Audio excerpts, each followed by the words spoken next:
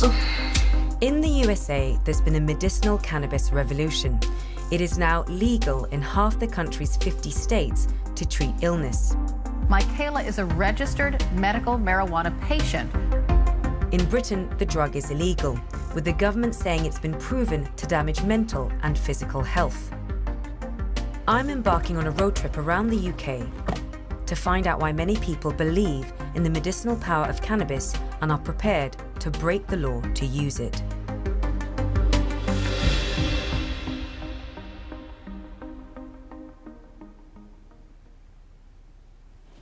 I'm sorry. It stops when it wants. This is nothing. It gets worse than that. How long is that going to go on for? Only a couple of moments. It's worse when it's the whole left side that goes.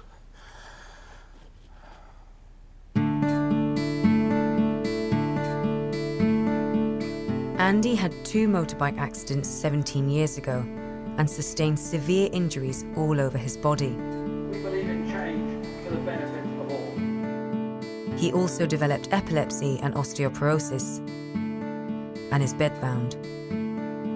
He uses cannabis to help alleviate pain. All right, be back. I'll see you later. Is this bit really hard? Always is. It's because I can't move the shoulder much. It takes so much effort to just even...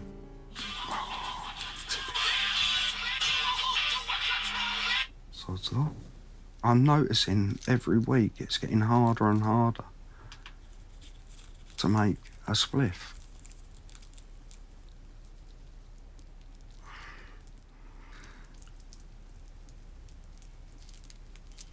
You look like you're in pain. I am in pain. It hurts. I mean, I can't even open my hands properly. I'm not doing this to get stoned. I'm not doing it for fun. Right.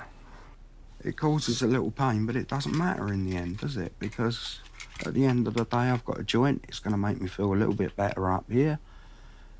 I don't reach the point of getting stoned. I never do. And as anybody who smokes these will know, that's a very badly built joint. So the days of me being able to roll are rapidly running out. I need to find another solution. For many other people, that solution is Jeff, a cannabis campaigner who believes in the healing properties of the drug. He has devoted the last 15 years to campaigning for cannabis legalization and has been arrested 12 times. Is your car a bit like an office? I'd actually say it's probably, some days it's more than my office, it's more like my home. Really? Why'd you say that? Well, on occasion I've slept in my car overnight on such missions, and but yeah, generally it is my office. I've got everything here I need, internet connection, Google, and email. And cannabis oil in the boot? Probably. Just 2 weeks ago, Jeff Ditchfield was facing a jail sentence for possession and intent to supply cannabis. He freely admitted giving the drug to sick people, and in a landmark ruling, a jury found him not guilty. If the person is in need, needs cannabis, then I will continue to help them. Jeff travels around the UK distributing the drug in the form of oils, which he makes himself from cannabis plants. I brought you some more. Fantastic. So I can restock you. But Yep. what I've actually got here this time is I have 2 different versions. Okay. His product is unregulated and illegal, which makes people fearful about identifying themselves. But there is a big demand all over the UK for his cannabis oils. We're assisting the parents of over 70 seriously ill children just in the UK alone. And through the Facebook page, we're receiving around about 250 to 300 requests for help per week. That's not just from parents, that's from adults mainly, and mainly cancer sufferers. Do you make money from giving cannabis oil to parents? No. People's ability to pay doesn't enter into our thought processes when we're deciding to help a parent. Jeff is visiting a mother whose daughter suffers from severe epilepsy. The daughter is only 4 years old. What is the risk of this condition that she has? The most serious thing that can happen is she'll die. And that's the reason why parents like myself will be giving their kids it, because when you've exhausted every other avenue and every other drug. Since I've been giving her the oil, she doesn't jump the same in her sleep. You would do anything to, you know, to try and cure your own child. Hello. You're not worried at all that the cannabis oil hasn't been through the same sort of clinical trials her prescribed medication would have been on? Definitely not, no. Because it helps her? Because it helps her, yeah. I know I'm doing the right thing. And I know it's a lot safer than the drugs that I've got in my cupboard. I have 2 versions of oil with me at the moment. They're 2 for you to have and try. It's not just desperate parents hoping for a cure. Recently engaged Phil and Nikki have placed a lot of faith in the drug as well. So I was planning to propose to Nikki before Christmas when we went to London. I guess I just bottled it and thought maybe I could find a better time to do it or something. Yeah, I can't imagine it's easy. Yeah. So how did the doctors pick it up? I woke up in Countess Hospital in Chester. At my house. I had a seizure upstairs, yeah. And that was the first seizure you've ever had? Yeah, I've never had a seizure before. Just before I proposed, we had been to Walton to see my neurosurgeon. He'd looked at all the scans he'd got from Chester, and he had said, what you have here is a glioma. You were diagnosed with brain cancer in January of this year? Yes.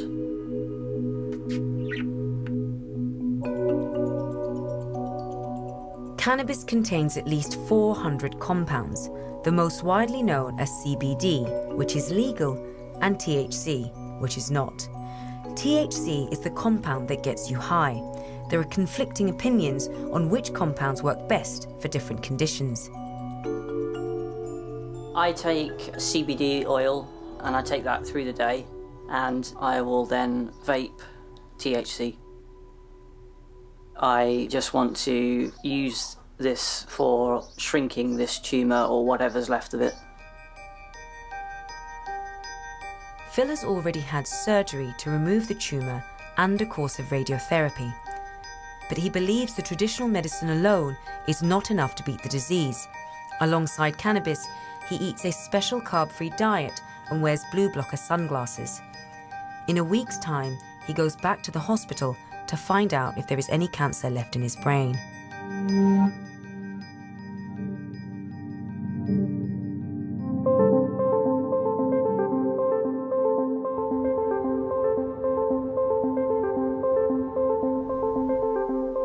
In her quest to help Andy deal with pain, his wife Ruth is learning how to make cannabis oil for his vape.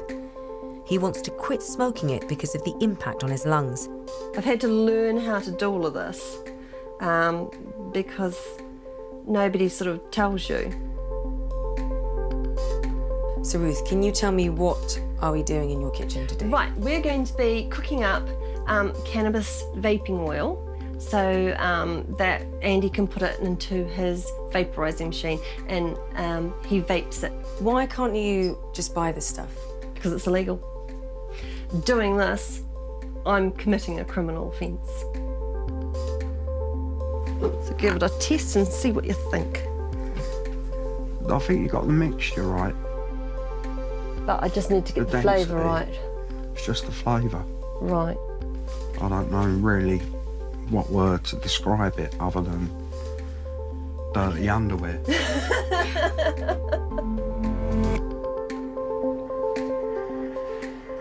What I want is something safe for him to use. And for me, even though it's not really something I would normally have ever done, I've got to the stage now where I think, I've got to do something because this is what works. It stops him shaking. He can, you know, get out and about. He doesn't want to get stoned. He just wants to sort of lead a normal life. I was doing cheese for my cheese on toast. She begged. She begged. So I said, I'm not going to give it to you until you sit down. She sat down first time. Andy used to take more prescription medication before using cannabis. So since he started taking in the cannabis, what medications has he stopped using? These ones that I'm pulling out now. So 1, 2, 3, 4, 5, 6. Oh, and the fentanyl 7. patches. And the fentanyl patches. So that's 8. So that's 8 prescribed medications that he's off. Yes. Since taking in the cannabis. Yes. The spasms have already slowed right down. I'm probably 10 minutes into smoking this. None of my medicines work this quickly. None of them. I've researched all of Andy's medical conditions. I research all of this. And I know basically what it does to his body. So I would rather have this than all the pills he was taking any day of the week, because I get the person I married back again.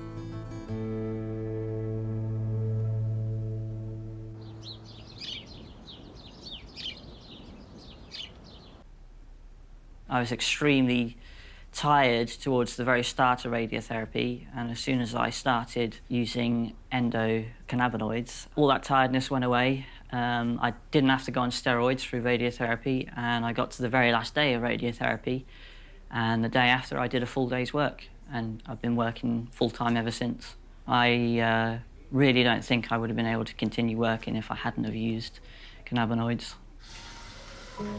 I'm ready whenever you guys are. Yeah.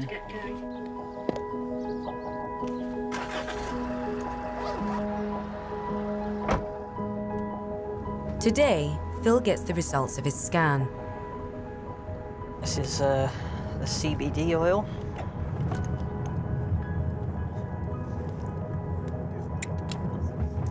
Kind of tastes like vegetable oil.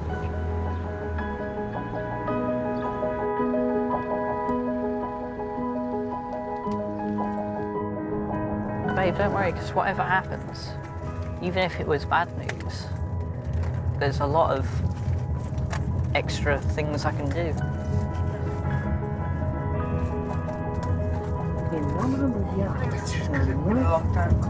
I know.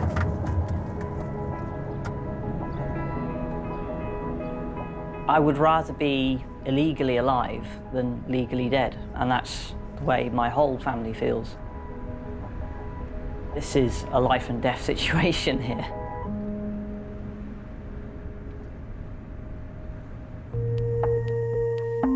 Andy, Phil and Jeff were all telling me cannabis was a powerful medicine. But if this is the case, why is it illegal? The government says the drug has no recognised therapeutic value. I spoke to Dr. William Notcutt, a hospital consultant who has run trials into cannabis treatment for multiple sclerosis and pain relief.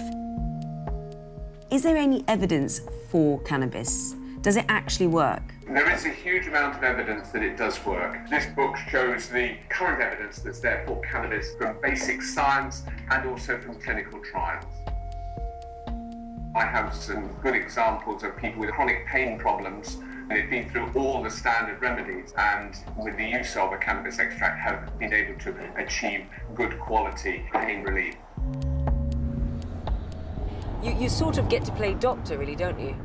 I really don't like the doctor term. Main reason being is I have no medical qualifications whatsoever. I'm not a clinician. And I would much prefer it if the UK law was changed so doctors and pharmacies could do what I'm doing. Then I wouldn't have to be a criminal, and these parents wouldn't have to act in a criminal manner either. I've met a man who gives medicinal cannabis oil to the parents of sick children. Is that safe? Should he be doing that? I haven't a clue. I don't know what he's giving. Cannabis itself is a very complex plant. If you take an extract of cannabis, it has 400 plus different compounds in it. So unless I know what is actually on the label, how active it is and so on like that, I have no idea, as a doctor, whether it's going to be of use or not. And until we get proper clinical trials going on these sort of things, all we're going to have is just anecdotal evidence. And I've known patients who've been on such oils who have gone and died soon afterwards. We just don't have the answers for this at the moment. At the end of the day, you are providing an illegal substance to these parents.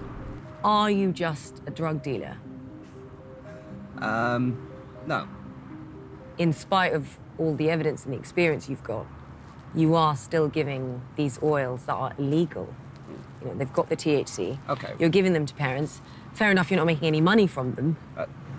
That's immaterial anyway. But when a parent contacts me, they've generally made the decision that they are going to give cannabis oil to their child because they believe it is their child's only chance of survival.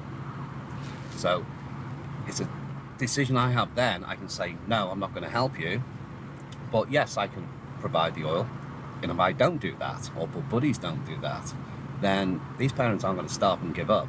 They're then going to continue on the internet, like some of the parents who've been conned and scammed out thousands of pounds with and receiving substandard oil. All oils are tested. Hello. Hi. Hi, Jeff. How are you? I'm okay. How are you? I'm very well, thank you. Good. I'm calling about my father. He's been battling cancer for almost 8 years now. Okay. And he's had numerous conventional treatments, and he's now at the point where they've said they think he's terminal. Since I had him on this oil that I purchased, I feel like he's gone downhill. I'm so scared at the minute that I might have poisoned my dad and that I've made things worse, and to be honest, I don't really know where to turn. Oh, bless you. I wish I could... It's okay, it's okay. It's just that it's unlikely to have done him any harm, but it's impossible for me to rule that out because obviously, you know, we don't know the source of this oil, how it's been made. No, of course. The alternative specialist that he sees said that she thinks the cancer's spreading now quite rapidly. I don't know how much longer he's got. That's okay, darling. No one. I can send it off to the lab I use in Spain at Valencia University who test my extracts so we can find out exactly what's in it. We'll do what we can. Thank you very much. Okay, you take care. Okay. Bye-bye. Thank you, you too. Bye. That's okay. I'm just gonna have to go and clean my head off. I'll be back in a minute.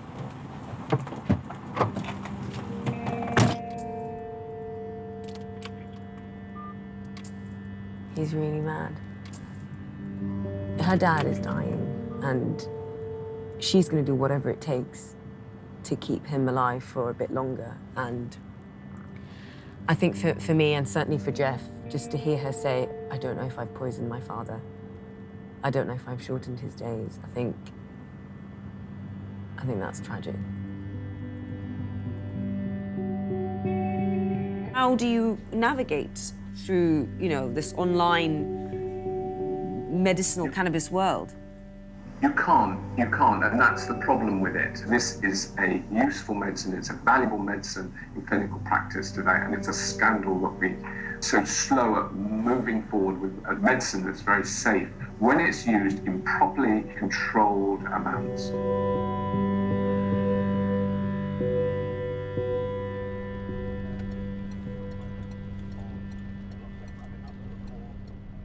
Jeff is going to meet the woman who phoned him 2 weeks ago.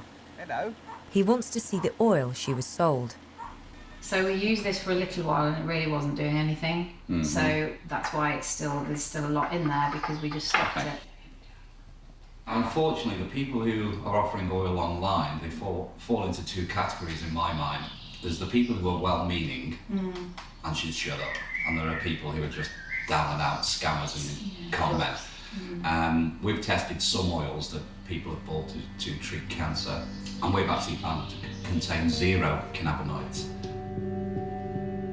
What I'd like to do, it's okay with you, is take 0.5 gram of this, and then I'll send that off to Valencia University and have it analysed. Okay, Find out exactly what's in it. Okay. And some cancer sufferers believe that, you know, medicinal cannabis is helping to cure them.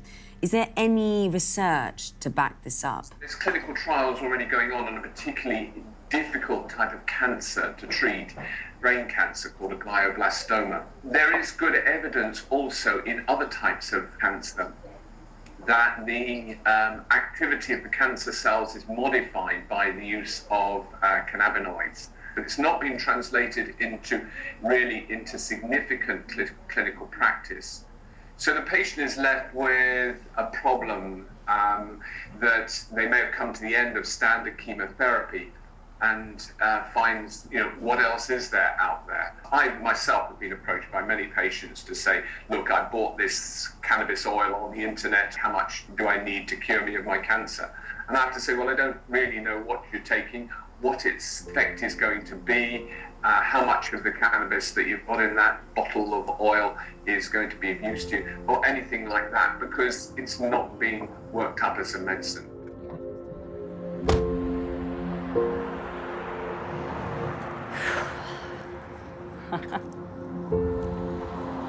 Yes. It was better than good results. How do you feel? Tears of joy. Yeah. The good news is, on the MRI, there's no sign of disease. A couple of months ago, I was told that I was going to die young. This is a very aggressive cancer that I've got, and there's nothing I can really do to avoid a nasty end. Love you.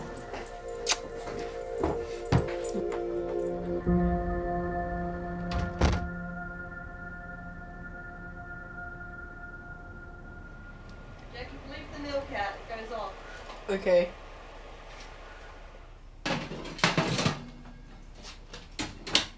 You said that you've seen a difference, and you have a son. He's also seen a difference. Yeah. Can you just tell me what he was like with the medication and what he's like after he has cannabis? He had Dad at home, but Dad wasn't here. He would describe it as having a shell, and it's there, but it doesn't do anything. It was always me taking him out, taking him to school. It was me out in the playground. Well, he never got that until Andy started using cannabis. This is the only thing I do in my life that's illegal. It helps improve the relationship with my son, because even if I'm really ground down from pain, I can still find that 10 minutes for that chat that he needs, that he can't talk to his mum about. I'm gonna push out of bed. Only because I can't get up. Yeah, exactly. So what do you want to watch? I don't know. You'd be like a turtle. Except the part where you wouldn't be able to move at all. What do you want? Copycat killers? I'll tell you what, they've got the 2-pack one. Mainly you wanted to watch the 2-pack. And on opiates, he's got even less chance of that. You know? Opiates, it's like alcohol, it's not conducive to a family life. He was the true working man's poet. Aren't they wondering why death rates are going up and suicide is going up? More kids are being handed crack than they're being handed diplomas. I think that rich people should live like poor people and poor people should live like rich people, and it should change every week. And you would say that before cannabis and after cannabis is a total... Yeah, it's polar opposites, really. How so? Like, he's just a lot happier, he can do more stuff, like, he tries to cling on to the little things like putting a t-shirt on, because with his shoulders and everything like that, it's impossible, but because of the medical cannabis, it gives him the will to do it. I guess it's just like better for the whole family because we're all just less stressed and we're all more relaxed. The only thing you really need in your life is family. If something's legal, I'd rather take the legal option any time of the week. I don't want that fear of prosecution. It's degrading, that worry, because you're doing something to help your pain and to help your family from breaking apart, because being disabled is a great strain on family life. What do you think of cannabis? Do you see it as a sort of a medicine, or do you see it as an illegal drug? I see it as a medicine, but I can also see why it's an illegal drug, because if you don't understand it, you'll just get high on it. But I don't think people should be persecuted for wanting to help their illnesses. People think it's hard for the disabled person, but it's not. It's far harder for the family of the disabled. And that's the aspect I find the hardest to deal with mentally. I find it the most upsetting. I know it's illegal, but it gets to the stage where you think, society can judge me, I don't care.